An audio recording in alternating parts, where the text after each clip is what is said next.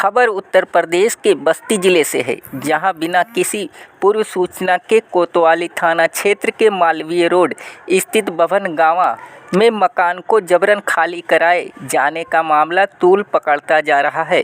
आपको बता दें, शनिवार को जबरिया मकान खाली कराए जाने को लेकर पीड़ित महिलाओं ने मालवीय रोड पर धरना दिया।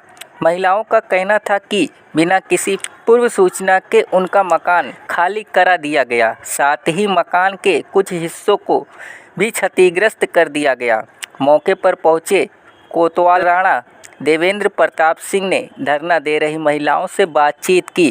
कार्रवाई का आश्वासन मिलने पर महिलाओं ने धरना समाप्त किया। धरने के कारण मालवीय रोड पर कुछ समय के लिए यातायात बाधित रहा।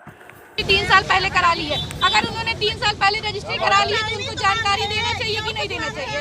आज एक हफ्ते हो गए घर मकान खाली कर दिए, रोज रात को आते धमकी देते हैं सब बच्चों को, ये कर देंगे वो कर देंगे, बुलडोजर चलवा देंगे, मर जाओगी।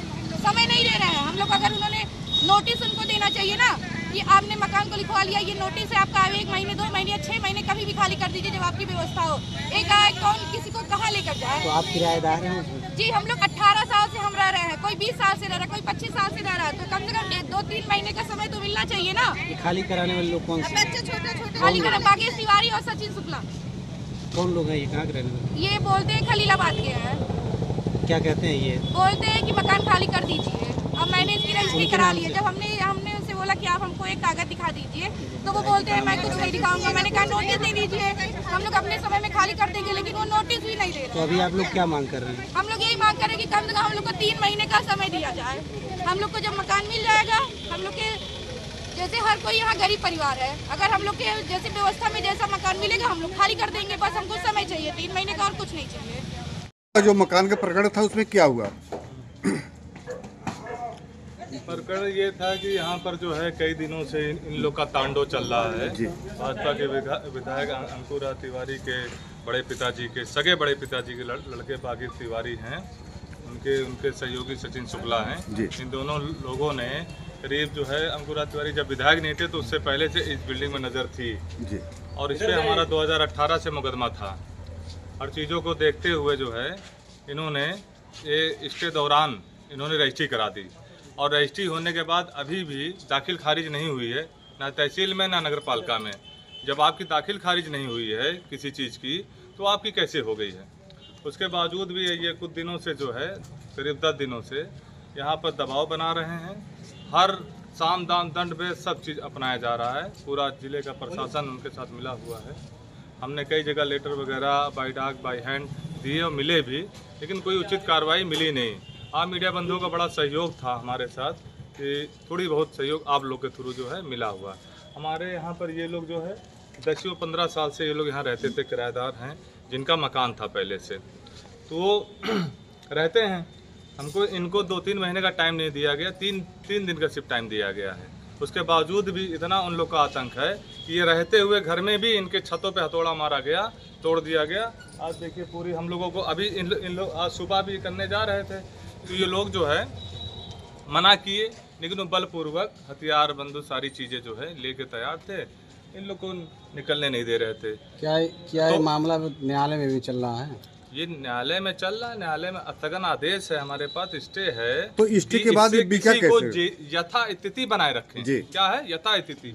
ये लोग जैसे हैं वैसे रहने चाहिए। ये कुर्सी पर आप बैठ गए तो बैठ गए, अब उठो मत। यथा स्थिति का मतलब क्या होता है?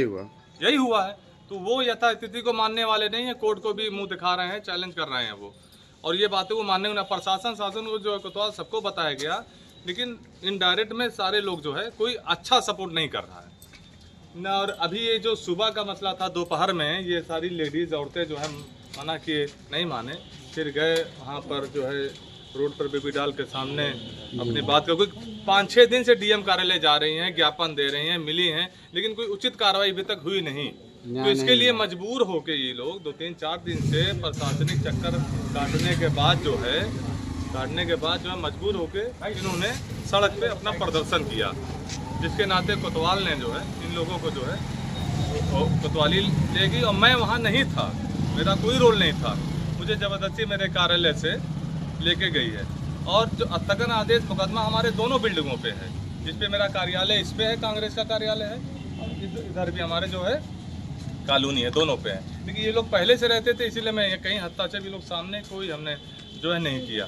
तो लेकिन ये जो है कोतवाल प्रशासन जो जिले का है, इन लोगों को लेके चले गए और साथ में मुझे भी लेके चले गए, जहाँ मेरा कोई रोल नहीं था सड़क पे, ले गए। 151 का चालान मेरे ऊपर इन लोगों के साथ जो है कर दिया। जो दूसरा पक्ष था उनके ऊपर कोई कार्रवाई नहीं की, कोई चालान नहीं, एक तरफा कार्रवाई की है। यहाँ तक कि मैं जमानत इतना लेजर बैठता था थाने से, मुझे हम लोगों को टाइम से भेजा नहीं गया। हॉस्पिटल में गए, वहाँ पर बहुत टाइम लगा है कि लेट शाम हो जाए। उसके एसडीएम किए गए, एडीएम साहब नहीं थे। पूरा प्लान था मुझे जेल भेजने का पूरा प्लान था इनका।